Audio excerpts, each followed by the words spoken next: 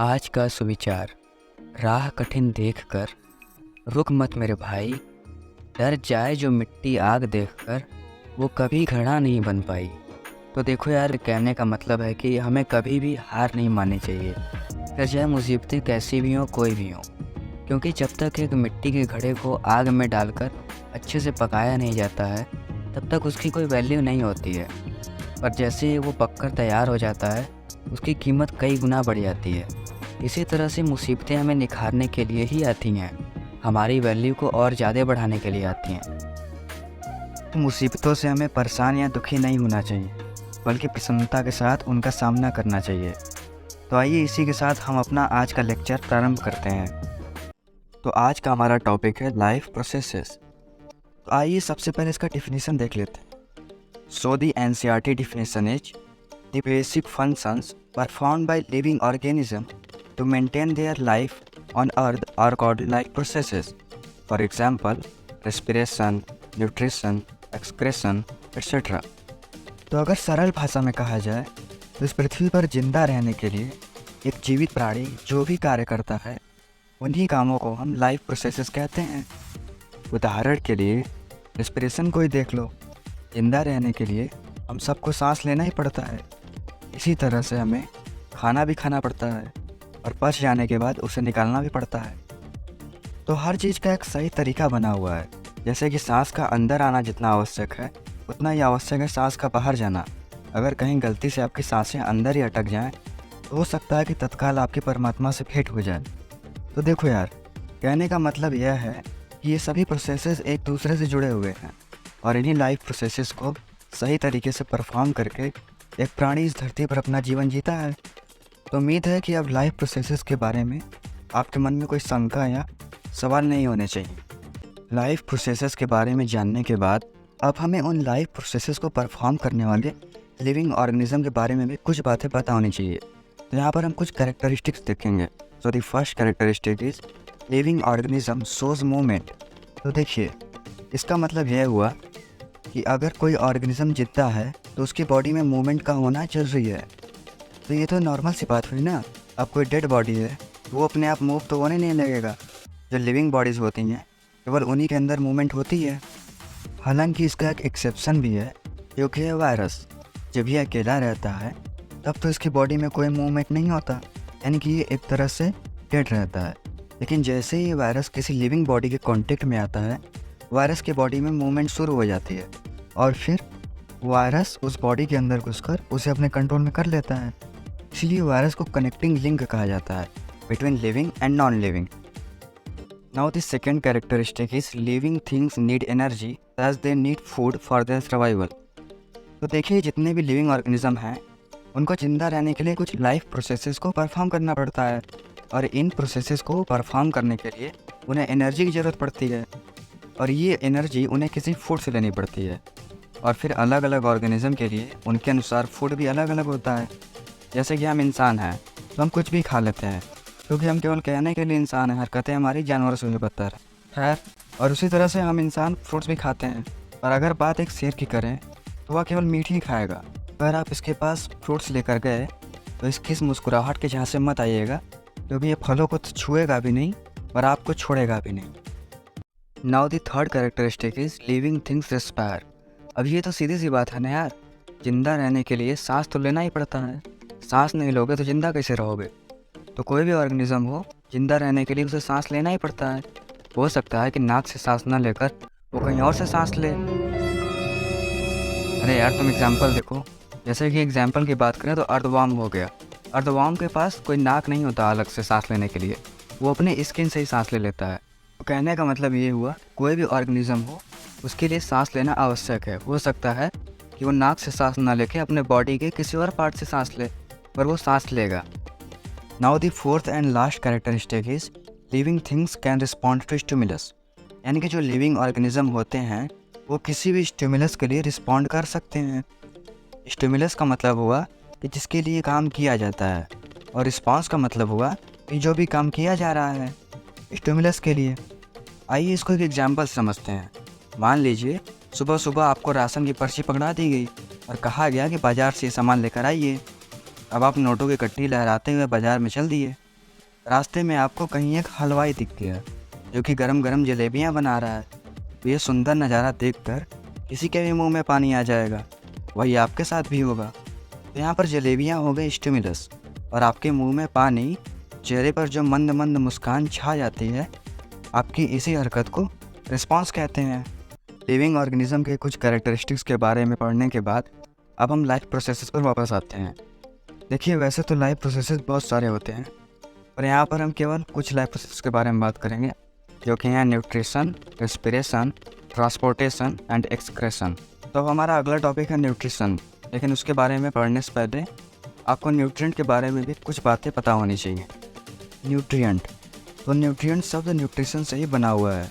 इसका अगर डेफिनेशन देखें तो a nutrient can be defined as a substance which an organism obtains from its surrounding and uses it as a source of energy in the form of food. For example, protein, vitamin, calcium, etc. तो देखिए, ये जो nutrient है, जिसको कि हम हिंदी में पोषक तत्व भी कहते हैं, ये हमें फूड के साथ ही मिल जाते हैं। इनको भी खाने के बाद हमें एनर्जी मिलती है। जैसे कि हम सब लेंटिल्स यानी कि दाल खाते ही हैं, इसके अंदर होता है प्रोटीन जो कि एक न्यूट्रिएंट है। उसी तरह हम दूध भी पीते हैं जिसके अंदर की कैल्शियम होता है और वो भी एक न्यूट्रिएंट है। और इन्हीं न्यूट्रिएंट्स को जब हम कंज्यूम करते हैं, कंज्यूम क्यों करते हैं? ताकि हमें एनर्जी मिले। तो इसे कंज्यूम करने यानी कि इसे खाने के तरीके को ही न्यूट्रिशन कहते हैं। न्यूट्रिशन का डेफिनेशन है, nutrition is a process of intake of nutrients such as proteins, vitamins etcetera in the form of food by an organism as well as utilization of this nutrient by the organism to gain energy। Nutrition को broadly 2 categories में divide किया है, autotrophic nutrition और heterotrophic nutrition. तो आइए इन दोनों nutrition के बारे में एक बेसिक डिफरेंट चार्ट से समझते हैं। ऑटोट्रॉफिक 2 शब्दों से बना हुआ है, ऑटो यानी कि सेल्फ और ट्रॉफ यानी कि न्यूट्रिशन, मतलब कि वे ऑर्गेनिज्म जो अपना फूड खुद ही बनाते हैं और किसी दूसरे ऑर्गेनिज्म पर डिपेंड नहीं रहते हैं। हेट्रोट्रॉफिक भी 2 शब्दों से बना हुआ है, हेट्रो यानी कि अदर्स और ट्रॉफ यानी कि न्यूट्रिशन, मतलब कि वे ऑर्गेनिज्म जो अपने फूड के लिए किसी दूसरे ऑर्गेनिज्म पर डिपेंड रहते हैं। ऑटोट्रॉफिक न्यूट्रिशन, एक ऑर्गेनिज्म अपना फूड इन ऑर्गेनिक मटेरियल्स की सहायता से खुद ही बना सकता है, इसलिए उसे किसी दूसरे ऑर्गेनिज्म पर डिपेंड रहने की कोई ज़रूरत नहीं पड़ती। लेकिन जो हेट्रोट्रॉफिक न्यूट्रिशन शो करने वाले ऑर्गेनिज्म होते हैं, वे इनऑर्गेनिक मटेरियल्स की सहायता से अपना फूड नहीं बना सकते हैं, इसलिए वे फूड के लिए दूसरे ऑर्गेनिज्म पर डिपेंड रहते हैं। और ये जो इनऑर्गेनिक मटेरियल्स हैं, इनके बारे में आप क्लास 11th में अच्छे से पढ़ेंगे। फिलहाल आप बस इतना जानिए कि ऑटोट्रॉफिक न्यूट्रिशन करते समय कोई ऑर्गेनिज्म या प्लांट जो भी रॉ मटेरियल्स यूज करके अपना फूड बनाता है, उसे ही इनऑर्गेनिक मटेरियल्स कहते हैं। जैसे कि प्लांट्स फोटोसिंथेसिस करते समय वाटर और कार्बन डाइऑक्साइड को as a raw material use करते हैं। तो यहाँ पर ये दोनों इनऑर्गेनिक मटेरियल्स हो गए। ऑटोट्रॉफिक न्यूट्रिशन शो करने वाले ऑर्गेनिज्म को ऑटोट्रॉफ्स कहते हैं। वहीं पे जो ऑर्गेनिज्म हेट्रोट्रॉफिक न्यूट्रिशन शो करते हैं, उन ऑर्गेनिज्म को हेट्रोट्रॉफ्स कहा जाता है। अगर एग्जाम्पल की बात करें तो जो ग्रीन प्लांट्स होते हैं वे ऑटोट्रॉफिक न्यूट्रिशन शो कर सकते हैं, और वही जो नॉन ग्रीन प्लांट्स होते हैं, यानी कि जिनका ग्रीन कलर से दूर दूर तक कोई वास्ता नहीं होता, वे प्लांट्स और एनिमल्स ये heterotrophic mode of nutrition show करते हैं। तो ये ऑटोट्रॉफिक न्यूट्रिशन और हेट्रोट्रॉफिक न्यूट्रिशन के बीच कुछ डिफरेंसेस थे। तो अगर इनके डिफिनीशन की बात करें तो for autotrophic nutrition is that mode of nutrition in which an organism makes its food on it's on by using the simple inorganic materials। And for heterotrophic nutrition is that mode of nutrition in which an organism can't make its food on its own and hence depends on other organism for their food। तो अब autotrophic nutrition को further 2 categories में divide किया गया है, photosynthetic nutrition and chemosynthetic nutrition. Photosynthetic nutrition के अंदर ही photosynthesis आता है। तो इस टॉपिक के बारे में हम न्यूट्रिशन इन प्लांट्स वाले लेक्चर में पढ़ेंगे। फिलहाल हम कीमोसिंथेटिक न्यूट्रिशन के बारे में पढ़ेंगे, जिसका कि एग्जांपल है कीमोसिंथेसिस। तो आइए सबसे पहले कीमोसिंथेसिस का डेफिनेशन देख लेते हैं। सो Chemosynthesis is a process in which an organism makes its food on its own by using the simple inorganic materials in the absence of light। तो आइए इसको स्टेप बाय स्टेप आराम से समझते हैं। देखिए, बात अगर फोटोसिंथेसिस की करें तो फोटोसिंथेसिस लाइट के प्रेजेंस में होता है, लेकिन कीमोसिंथेसिस लाइट की एब्सेंस में होता है, यानी कि अंधेरे में होता है। अब आप इसका मतलब ये मत समझ लीजिएगा कि रात में तो अंधेरा ही होता है, तो क्या पौधे रात में कीमोसिंथेसिस करते हैं? तो देखिए, मेरा मतलब समय से नहीं बल्कि जगह से है। धरती पर ऐसी कई जगह हैं जहाँ पर लाइट कभी पहुँच ही नहीं पाती, जैसे कि समंदर की गहराइयों में कई ऐसी जगह हैं जहाँ पर लाइट कभी पहुँच ही नहीं पाती है, और उसी तरह से आपके पेट के अंदर भी लाइट नहीं पहुँच पाती है। तो इन जगहों पर जो ऑर्गेनिज्म होते हैं वो कीमोसिंथेसिस करके अपना फूड प्रिपेयर करते हैं। वैसे ज़्यादातर बैक्टीरिया कीमोसिंथेसिस ही शो करते हैं, और इसका मतलब आप ये मत समझ लीजिएगा कि सभी बैक्टीरिया कीमोसिंथेसिस शो करते हैं। तो इतनी बात तो आपको समझ आ गई होगी, तो फिर आगे बढ़ते हैं। देखिए, जैसे फोटोसिंथेसिस में एक प्लांट कार्बन डाइऑक्साइड और वाटर को इनऑर्गेनिक कंपाउंड की तरह यूज़ करके अपना फूड बना लेता है, उसी तरह से कीमोसिंथेसिस में एक बैक्टीरिया इनऑर्गेनिक केमिकल को ऑक्सीडाइज करके अपना फूड बनाता है। जैसे कि मान लीजिए किसी 2 दिन से भूखे बैक्टीरिया को एक हटा कट्टा इनऑर्गेनिक केमिकल दिखा, तो ये कहीं से एक ऑक्सीजन का जुगाड़ करके उस इनऑर्गेनिक केमिकल के ऊपर छोड़ देगा। अब ये ऑक्सीजन जैसे ही उस केमिकल के कांटेक्ट में आएगा तो उसका ऑक्सीडेशन कर देगा, मतलब कि या तो उसमें से हाइड्रोजन बाहर निकल जाएगा या फिर उसमें ऑक्सीजन घुस जाएगा। और जब ऐसा होगा तब इनऑर्गेनिक केमिकल की बॉन्ड टूट जाएगी और उसमें से बॉन्ड एनर्जी बाहर निकलेगी, और इसी बॉन्ड एनर्जी और इनऑर्गेनिक केमिकल की सहायता से बैक्टीरिया अपना फूड बना लेता है, जो कि आमतौर पर कार्बोहाइड्रेट होता है। एक बात और, जैसे कि फोटोसिंथेसिस का जो इक्वेशन होता है, जो कि है 6CO2 plus 6H2O equals C6H12O6 plus 6O2। तो ये जो इक्वेशन है ये हर जगह सेम रहता है। आप चाहे हिमालय पर लगे हुए फलों के पौधों को देखो या फिर अपने पड़ोसी के गमले में लगे हुए फूलों के पौधों को देखो, इन दोनों ही के लिए फोटोसिंथेसिस का इक्वेशन सेम रहेगा, क्योंकि इनका जो इनऑर्गेनिक मटेरियल है, जो कि कार्बन डाइऑक्साइड और वाटर, ये चेंज नहीं होते हैं। ये दोनों इनऑर्गेनिक मटेरियल्स आपको हिमालय पर भी मिल जाएंगे और अपने पड़ोसी के गमले में भी मिल जाएंगे। इसलिए फोटोसिंथेसिस का इक्वेशन हर जगह एक जैसा ही रहता है, बदलता नहीं है। लेकिन कीमोसिंथेसिस का जो इक्वेशन होता है, यह जगह बदलने पर अपना इक्वेशन भी बदल देता है। जैसे कि जो इनऑर्गेनिक केमिकल्स समंदर के अंदर है, वही सेम इनऑर्गेनिक केमिकल्स आपके पेट में भी हों, ऐसा ज़रूरी नहीं है। तो इसीलिए जो बैक्टीरिया समंदर में है उनका कीमोसिंथेसिस का इक्वेशन अलग होगा, और उसी तरह आपके पेट में जो बैक्टीरिया है उसके लिए कीमोसिंथेसिस का इक्वेशन अलग होगा, क्योंकि इन दोनों ही केसेस में इनऑर्गेनिक केमिकल बदल जा रहे हैं। आइए इसको एक एग्जांपल से समझते हैं, जिससे कि आप इसे ज़्यादा अच्छे से समझ पाएंगे। तो समुद्र के अंदर कुछ जगहें होती हैं जिनको कहा जाता है हाइड्रोथर्मल वेंट। हाइड्रो मतलब कि पानी और थर्मल मतलब गर्म, और वेंट का मतलब होता है छेद या होल, यानी कि समुद्र के अंदर की वो जगहें जहाँ से गर्म पानी प्रेशर के साथ बाहर निकलता है, उन्हीं को हाइड्रोथर्मल वेंट कहते हैं। और यहीं पर कुछ बैक्टीरिया मौजूद होते हैं जो कि कीमोसिंथेसिस करते हैं। उनका कीमोसिंथेटिक इक्वेशन है hydrogen sulphide plus carbon dioxide plus oxygen gives glucose plus water plus sulphur. तो यहाँ पर हाइड्रोजन सल्फाइड इनऑर्गेनिक केमिकल की तरह यूज हुआ है। इस केस में बैक्टीरिया हाइड्रोजन सल्फाइड का ऑक्सीडेशन करके उसे सल्फर में कन्वर्ट कर देता है। जैसा कि हमने पढ़ा था कि ऑक्सीडेशन में या तो हाइड्रोजन निकल जाएगा या फिर ऑक्सीजन चला जाएगा। तो हाइड्रोजन सल्फाइड के केस में हाइड्रोजन के एटम्स बाहर आ जाते हैं और बच के वो सल्फर जाता है, और इसी प्रोसेस के दौरान बैक्टीरिया अपना फूड प्रिपेयर कर लेता है, जो कि इस केस में ग्लूकोज है। उसी तरह से एक और बैक्टीरिया है जो कि अमोनिया को नाइट्रेट में कन्वर्ट करके अपना फूड प्रिपेयर करता है, और जब इसका इक्वेशन बनेगा तो बस इसी हाइड्रोजन सल्फाइड की जगह आप अमोनिया को रख देंगे, जिससे कि पूरा इक्वेशन चेंज हो जाएगा और एक नया इक्वेशन बन जाएगा। इसलिए कहते हैं कि कीमोसिंथेसिस का कोई एक इक्वेशन नहीं होता है, बल्कि इसके इक्वेशन चेंज होते रहते हैं जैसे जैसे इनऑर्गेनिक केमिकल चेंज होता है। तो यहाँ पर हमारा कीमोसिंथेसिस ख़त्म होता है। उम्मीद है कि इस टॉपिक के बारे में अब आपको कोई कन्फ्यूज़न या सवाल नहीं होगा। तो ऑटोट्रॉफिक न्यूट्रिशन के टाइप्स के बारे में जानने के बाद अब हमें हेटेरोट्रॉफिक न्यूट्रिशन के टाइप्स के बारे में भी देखना है, जो कि हमारा आज का लास्ट टॉपिक है।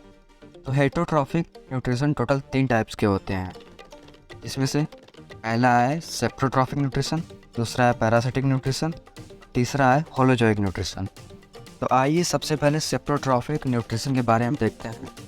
तो सेप्रोट्रॉफिक दो शब्दों से बना हुआ है, सेप्रो यानी कि रोटेन और ट्रॉफ यानी कि न्यूट्रिशन, यानी कि वे ऑर्गेनिज्म जो सड़े या ख़राब मटेरियल से अपना फूड बनाकर खाते हैं। अगर इसके डेफिनेशन की बात की जाए तो saprotrophic nutrition is that mode of nutrition in which an organism obtains its food from dead or decaying matter. For example, fungi, जिसमें कि मशरूम और ब्रेड मोल्ड आता है। और अगर मशरूम की बात की जाए तो आप मशरूम को किसी साफ या स्वच्छ जगह पर उगा हुआ नहीं देखेंगे, ये हमेशा किसी गंदी जगह पर ही उगता है। जैसे कि अगर कहीं पे पत्ते इकट्ठे हो गए हैं और वहाँ पे पानी गिर गया हो तो पत्ते समय के साथ सड़ने लगते हैं, तो वहाँ पे मशरूम उग जाता है। उसी तरह से ब्रेड मोल्ड भी सेप्रोट्रॉफिक न्यूट्रिशन शो करते हैं। मान लीजिए आप बाज़ार गए और वहाँ से ब्रेड लेकर आए और फिर उसे कहीं रख कर भूल गए, फिर जब आप 1000 साल बाद उसके पास वापस जाएंगे तो वह ख़राब हो चुका रहेगा और उस ब्रेड के ऊपर आपको एक वाइट या ग्रीन कलर की लेयर देखने को मिलेगी, इसे कि ब्रेड मोल्ड कहते हैं। तो कहने का मतलब ये हुआ कि जब ब्रेड ख़राब हो गया तो वहाँ पर ब्रेड मोल्ड पैदा हो जाते हैं और फिर अपना न्यूट्रिशन शो करते हैं। पैरासिटिक न्यूट्रिशन, तो आइए सबसे पहले इसका डेफिनेशन देख लेते हैं। So, the parasitic nutrition is that mode of nutrition in which an organism obtains its food from the body of another living organism called its host without killing it. Example, कुस्कुटा roundworm. तो देखिए, parasitic nutrition में एक organism किसी दूसरे organism की body में घुस जाता है, जिसे कि होस्ट कहते हैं, और फिर वो ऑर्गेनिज्म यानी कि होस्ट जो कुछ भी खाता है, ये पैरासाइट भी उसी में से अपना काम चला लेता है। जैसे कि एक प्लांट पैरासाइट है जिसका नाम है कुस्कुटा, उसको कि अमरबेल भी कहते हैं। मान लीजिए आपने 1 फीट का अमरबेल किसी पेड़ के ऊपर फेंक दिया, तो जब आप 1 हफ्ते बाद जाएंगे तो वो 100 फीट का हो जाता है। उसी तरह से एक और पैरासाइट है जिसका नाम है राउंडवॉर्म, जो कि ह्यूमंस के इंटेस्टाइन में पाया जाता है, और जो भी हम लोग खाते हैं ये भी उसी में अपना काम चला लेता है। पैरासिटिक न्यूट्रिशन के बाद अब हमारा अगला टॉपिक है होलोजोइक न्यूट्रिशन। तो आइए सबसे पहले होलोजोइक न्यूट्रिशन का डेफिनेशन देख लेते हैं। तो होलोजोइक न्यूट्रिशन का डेफिनेशन होगा, holozoic nutrition is that mode of nutrition in which an organism takes the food into its body by the process of ingestion. The ingested food is digested and then absorbed into the body cells of the organism. तो यहाँ पर एक word use हुआ है जो कि है ingestion. Ingestion का मतलब होता है कि जब कोई ऑर्गेनिज्म मुंह से खाना खाता है तो इसे इंजेशन कहते हैं। तो होलोजोइक न्यूट्रिशन का सिंपल सा मतलब यह हुआ कि जब कोई ऑर्गेनिज्म अपने मुंह से खाना खाकर उसे पचा लेता है, तो इसी प्रोसेस को हम होलोजोइक न्यूट्रिशन कहते हैं। आमतौर पर ज़्यादातर एनिमल्स और ह्यूमंस होलोजोइक न्यूट्रिशन शो करते हैं। उसी तरह से अमीबा भी होलोजोइक न्यूट्रिशन शो करता है, लेकिन जो फंगी और अल्जाई होते हैं वे होलोजोइक न्यूट्रिशन शो नहीं करते। जैसे कि फंगी में मशरूम आता है और मशरूम के लिए सेपरेट माउथ तो होता नहीं है खाना खाने के लिए, तो ये अपने स्किन से ही फूड एब्जॉर्ब कर लेता है, इसलिए फंगी और एल्जाई होलोजोइक न्यूट्रिशन शो नहीं करते हैं। तो आज का हमारा वीडियो यहीं पर ख़त्म होता है। तो आइए जाते जाते आपको एक शेर वाली शायरी भी सुना देते हैं। लाल बदन पर काले टीके, ऊपर से हरी साड़ी में सज धज कर, क्या बवाल लगते हो। कि लाल बदन पर काले टीके, ऊपर से हरी साड़ी में सज धज कर, क्या बवाल लगते हो। जी करता है बिता दूं सारी गर्मियाँ आपकी गोद में सो सो कर, वाह रे तरबूजो तुम भी कमाल करते हो।